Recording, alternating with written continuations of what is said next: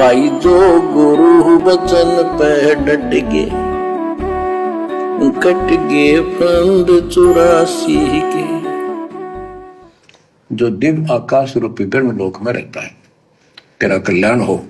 अब बताओ, ओम नाम से के जाप से ब्रह्म प्राप्ति होती है, ब्रह्मलोक प्राप्ति होती है। गीता अध्याय 8 श्लोक 13 में स्पष्ट किया है कि गीता बोलने वाला ही ब्रह्म है, काल है। ओम इति एक अक्षरम ब्रह्म विहारण माम अनुसमरण ये पर्याति तजंदेहम स याति परमाम गति। मुझ ब्रह्म का केवल ओम एक अक्षर है, इसका अंतिम सांस तक जो स्मरण करता हुआ शरीर छोड़कर जाता है, वो मेरे वाली परम गति, ओम से होने वाली परम गति को प्राप्त होता है। इस ओम नाम का अंतिम श्वास तक उसकी मर्यादाओं में रहकर जो जाप करता हुआ मरता है, वो किससे प्राप्त होता है? काल को, ब्रह्मलोक को प्राप्त करता है। यानी अंतिम श्वास तक ओम नाम का जाप। तो इसी प्रकार यदि हमने सतलोक प्राप्त करना है, सतगुरु प्राप्त करना है, क्योंकि हमने तो सतगुरु को परमानेंट प्राप्त करना है। सतगुरु तो हमें यहां भी प्राप्त हैं, लेकिन यहां हमारे को टेम्परेरी प्राप्त हैं, थोड़े समय के लिए प्राप्त हैं, और हमने तो परमानेंट प्राप्त करना है। क्या कभी कोई लड़की टेम्परेरी अपने पति को प्राप्त करना चाहेगी? किसी लड़की का रिश्ता कर दिया जाए और कहा जाए तेरे को केवल इस पति के साथ 1 साल रहना है, क्या वो लड़की स्वीकार करेगी? नहीं करेगी। उसे तो परमानेंट चाहिए कि ये मेरा पति परमानेंट रहे, भले मैं मर जाऊं लेकिन ये ना मरे मेरे से पहले। तो इसी प्रकार भाई और बहनों, हमने तो ये सतगुरु रामपाल जी भगवान परमानेंट चाहिए, परमानेंट। और ये परमानेंट मिलेगा अंतिम श्वास तक इनके द्वारा बताई गई भक्ति को मर्यादा में रहकर पतिव्रता पद पर आकर करने से फिर ये हमें परमानेंट मिलेगा। जिस समय ब्रह्मा जी और विष्णु जी का आपस में युद्ध हो जाता है, ये काल शिव रूप में वहां प्रकट होता है। इन दोनों को समझाता है कि तुम भगवान नहीं हो, कहां अपने आप को ईश मान बैठे, और सुन लो, तुम्हारे तप के प्रतिफल में मैंने तुम्हें एक जॉब दी है। ब्रह्मा को उत्पत्ति, तेरे को सती थी पालन।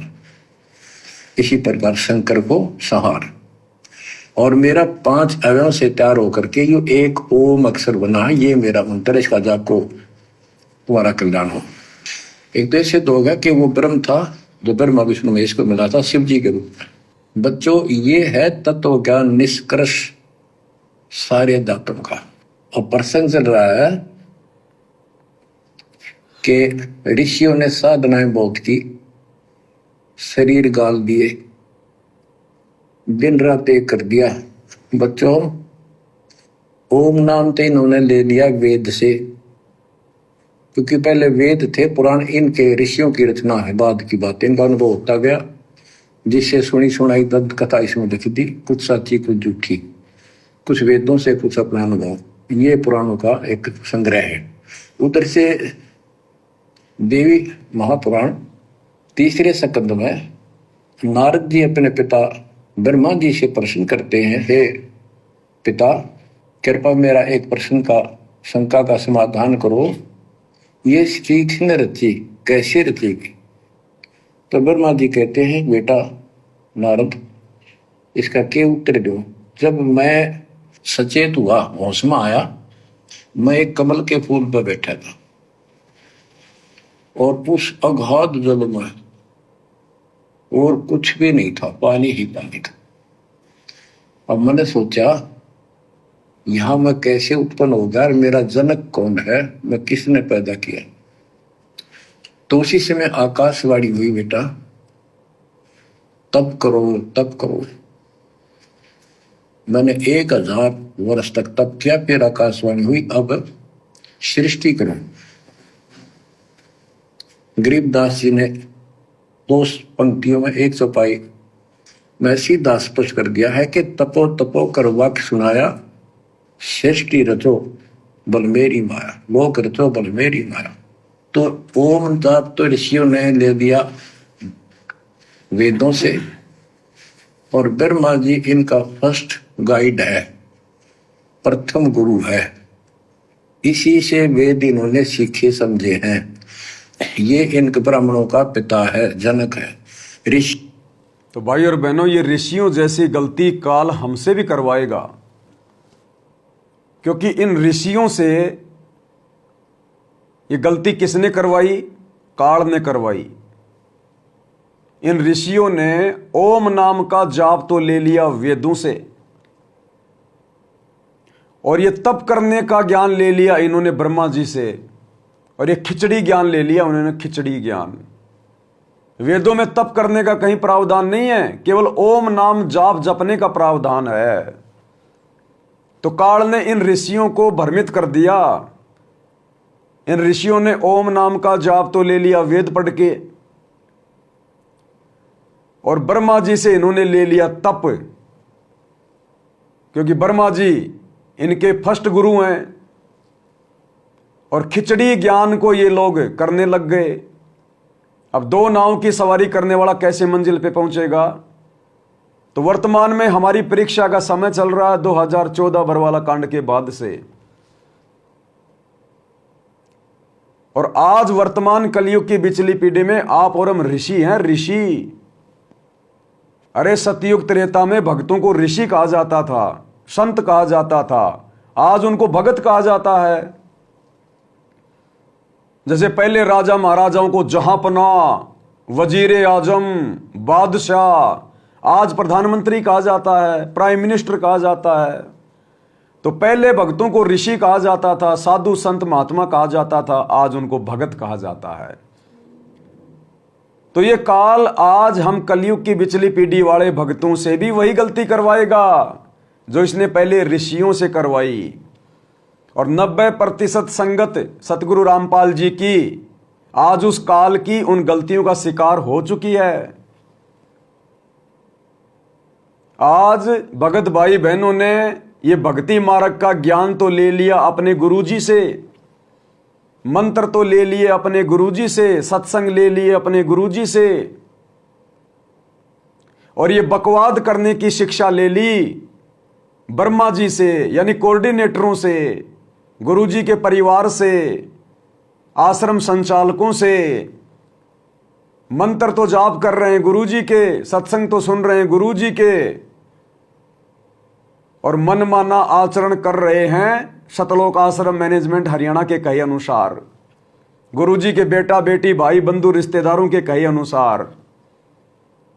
2019 में कांग्रेस सरकार की गोद में बैठना, राजनीति करना, 2024 में बीजेपी को वोट डालना, बीजेपी का समर्थन करना, राजनेताओं की रैलियों में धक्के खाना, दनाना गांव में 1 करोड़ रुपए का बैडमिंटन का स्टेडियम बनाने के लिए ज्योति पाठ के रूप में सहयोग करना, आश्रम में हॉस्पिटल खोल देना, गुंडों की सीबीआई जांच का समर्थन करना, 5 लाख रुपए राजपूत करणी सेना को देना, हरियाणा के जाट आरक्षण में बैठ जाना, करोड़ों रुपया जाट आरक्षण संघर्ष समिति को चंदे के रूप में देना, गोहाना की जाट महासभा का 5वां फ्लोर जो 1 करोड़ रुपए में बनेगा गुरुजी के बड़े लड़के के द्वारा बनवाना, पैसा संगत का, गोहाना की गौशाला में जाकर भंडारा लगाना, अयोध्या में जाके आन उपासना के तहत आन उपासकों के लिए भंडारा लगाना।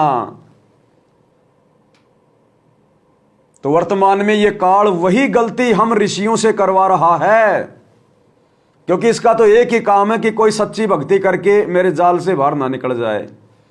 तो इस काल की तो सतयुग से लेकर कलयुग के अंत तक एक ही कोशिश रहती है कि भक्ति से संतों को, ऋषियों को, भक्तों को कैसे भ्रमित किया जाए। तो आज भी 90% ऋषि यानी भगत भाई बहन जो भक्ति तो कर रहे हैं गुरुजी की और मनमाना आचरण कर रहे हैं गुरुजी के परिवार के कहे अनुसार। जैसे उन ऋषियों ने भक्ति तो की काल की और मनमाना आचरण वो तप करने लगे ब्रह्मा जी को देखकर। तो आज आप और हमारी भी वही स्थिति हो रही है भक्ति मार्ग पे। इसलिए तो परमात्मा कहते हैं खोकापुर में काग मिले दिन दोई रे, अरबों में कोई हंस हमारा होई रे। सब नहीं होते सतगुरु के, सतगुरु सबको दीक्षा देगा, सबको नाम देगा, लेकिन सतलोक जाने के योग्य सब नहीं होते। दास गरीब कहे नर लोई, भाई सतगुरु को पहचाने बिरला कोई। भाई ये संसार विघ्न की घाटी, ये काल का 21 ब्रह्मांड है। यहां कोई सही से भक्ति नहीं कर सकता, ये सही से किसी को भक्ति नहीं करने देता। ये संसार विघ्न की घाटी, कोई निकलेगा बिरला सूर, कोई बिरला यानी लाखों में कोई एक ऐसा सूरवीर भगत जो अपने गुरुजी पर ही समर्पित होगा। भाड़ में जाए गुरुजी का परिवार, भाड़ में जाए कोई कोऑर्डिनेटर। हाँ, अगर गुरुजी के अनुसार गुरुजी का परिवार चल रहा है तो हमारे लिए प्यारा है, हमारा भाई है, हमारी बहन है। अगर गुरुजी के ज्ञान और मर्यादाओं के खिलाफ चल रहा है और हमें चलाने का प्रयास करेगा तो वो हमारा कुछ नहीं। जो गुरु बचन पे डट के कट गे फंद 84 के, कट गे फंद 84 के, कट गे फंद 84 के।